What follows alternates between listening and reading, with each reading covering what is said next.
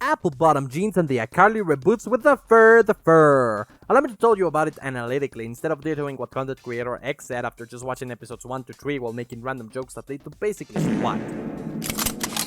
It had nothing going for it when iCarly came out besides Drake and Josh. SpongeBob was starting to be lame, most of the Nicktoons barely aired, they even had to rely on celebrities for all of their shows, and no one wanted to watch El Tigre.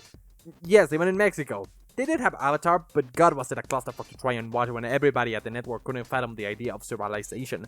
They had this show called Yo Gabba Gabba, which has a protagonist that honestly looks just like a funky dildo. Now, don't get me wrong, season 1 of iCarly did not perform. The show didn't exactly start off by saving Nickelodeon, but it eventually built up a huge audience. iCarly was kind of responsible for at least making Big Time Rush as popular as it was, given iCarly broke records that day. But yeah, basically, iCarly would consistently get anywhere from 4 to 11 million viewers in any given premiere. But talking Big Time Rush would have trouble breaking 4. Five Boy and Chum Chum kinda hovered around 5 before people, even the children, forgot about it. Even SpongeBob hovered on 5, and after they absolutely tarnished all their ad time to promote Turtle Square, they only got a single 7, which is pretty high. I barely get 70 views on one of my videos. So iCarly eventually came lazy. Most of the people who watch it in their teens like I did had their entire comedy tasted shaped by it, or at least a part of it. I mean, violent like humor and wordplay, we got Sam. Random humor and vanity, we got Carly. Spencer humor, we got Spencer. Just accepted, he's on a league of his own. And then the show ended. Honestly, I didn't cry, but I wish I did because the show was really good. iCarly viewers kinda know iCarly because a lot of her personality inadvertently came from iCarly. After all, what you watch on TV ends up being a kind of formative experience in modern times. I think the people who watch it can kinda grasp the idea of what it should be. So, when they announced a reboot, I think we were all scared. I mean, how could you not? Sam is not even in it, Gibby doesn't seem to show up, and the apartment looks like a crack den. And then they just shoved these few new characters in here and one of them is black and gay? I mean, this can turn into forced inclusion super fast, but okay, we'll just have to wait and watch the reboot, right?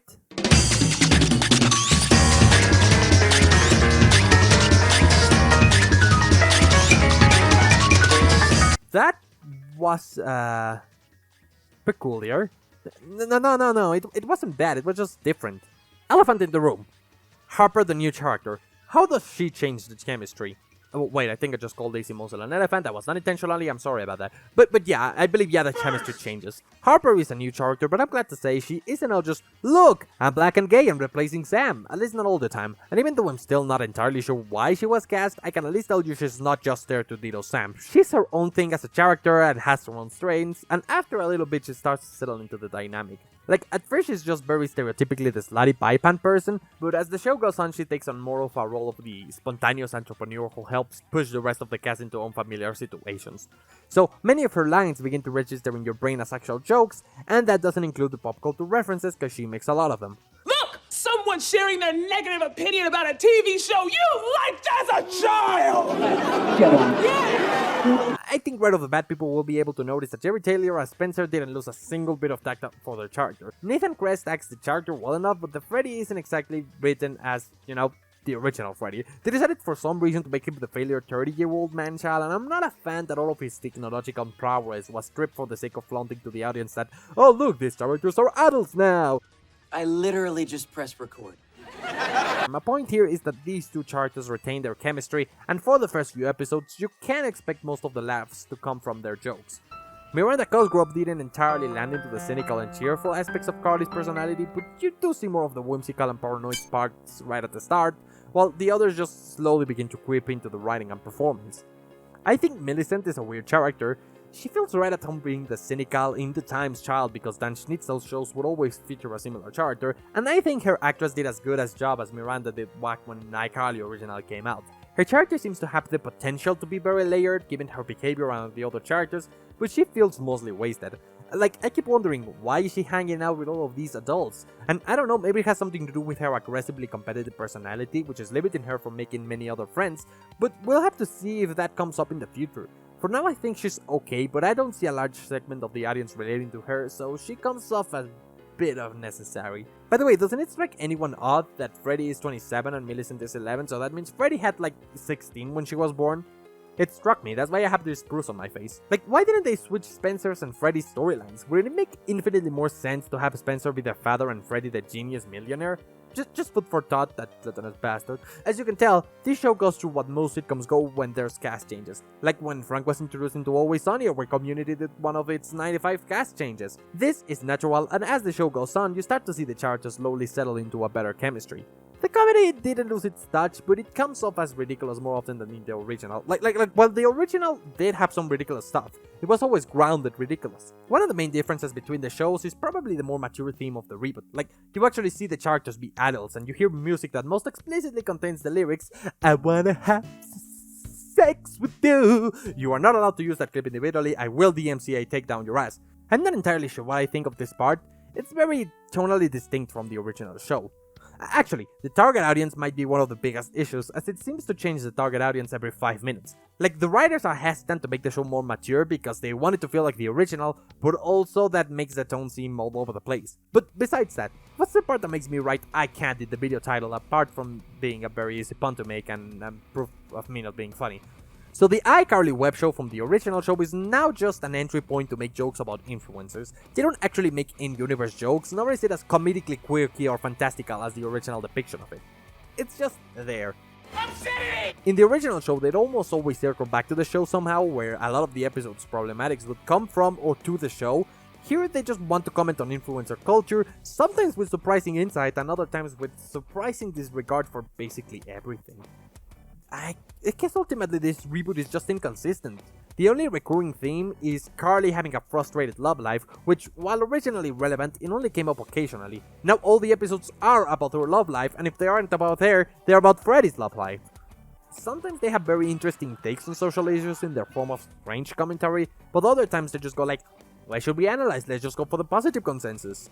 Other people would probably use words like SJW agenda or woke, but it feels actively like the writers wanted to convey some of these quote-unquote woke stuff, but not because they wanted to be quote-unquote woke, more so that they just genuinely wanted to transmit the quote-unquote woke message. That's a lot of quotes. Where's my award for most quotes in a run-on sentence? So basically, I'm confused. It feels like nobody knows what they want from this reboot. Audience, writers, reviewers included. Personally, I don't know what I wanted of it either. So here's my logic in my brain. Did I want more iCarly? Yes, but I don't want to watch the same show I watched as a child. Did I want it to be more mature then? Yes, but I don't think it fits with these characters. Should they have made an entirely new show so they could have their own tone then? No, because I am interested in seeing how these characters grew up alongside me. But wouldn't the show benefit from it intensively? No, that'd also be a lie, because it wouldn't have as big of an audience because the audience is here because of iCarly. But like, is the audience understanding that this new show will fundamentally be different since its conception? And I think of course the audience would be understanding. I mean, it sounded logical. So then why do we all complain so much? I feel the reason this show didn't ever live to its potential is not even reliant on the writers or involved parties. I feel like this show is cursed by a magical word. Reboot. It's just a stigma against reboots. People are afraid of other people changing their perspectives on a show because of a reboot. People are afraid of hating something they've always loved and have attached their emotions to. People think originality is not overrated. But that's not it. No, studios are afraid too. Afraid of people changing the channel or subscribing to some other service. Studios are afraid of creating something new that has to find its own legs to stand on. Studios are afraid of risks. And studios know originality is overrated. But the biggest player is that the people know what the studios are afraid of, and the studios know what the people are afraid of. And they both know that they know, and it's all a terrible back and forth in a battle to grasp the understanding that networks try to please people who have directly opposing ideas to what the networks want, and everybody involved is confused because they all are just trying to achieve a goal that can't be achieved in the first place. And the people think the networks are just being lazy, but the networks know that people don't care, and the people know that they don't care.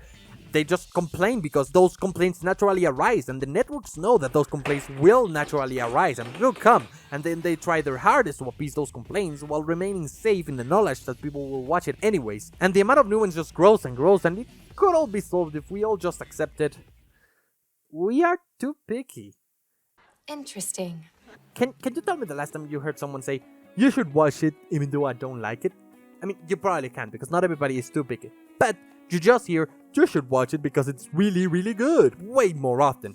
People are seeking the biggest, most original show of all time all the time. And I think we as people have forgotten to appreciate stuff that can be described with buzzwords like masterpiece, magnum opus, perfection, revolutionary. Reboots are the perfect safe haven for all of these, since all they have to do is grab the prior masterpiece or the prior magnum opus and just put it up there. People weren't so picky when they named them masterpieces, and now writers are trying to bring forth what made them originally masterpieces because that's what fulfills the writers and the audiences. But in the end, it's just not there. What was a masterpiece before is now old, and it has aged, and really the audience has aged and simply hasn't realized they were too quick to label the masterpiece as they did. So ultimately, reboots are doomed to fail because their existence is based on a contradiction. And that's why I can't. That's why no reboot can. And that's why the problem isn't reboots, not the people making them or the people watching them. Simply, the problem is the perceived fight between the networks and the audiences. And, sadly, I think no one single person is the solution. In the end, I think we should all just let ourselves enjoy without looking into nuance too much. What I think of the reboot is honestly irrelevant, even though, well, personally I do really like it. But I think I made this video to see if perhaps people would enjoy reboots more if they didn't have such a pessimistic perspective of them. Make your own conclusions. Don't take this or whatever other video says as your answer. Make it.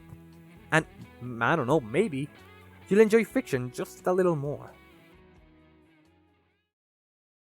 Okay, I see the stop sign. So my outro now is really upbeat, which is gonna seem a little bit jarring, and I'm just kind of sorry about that. Oh, look, there's this one.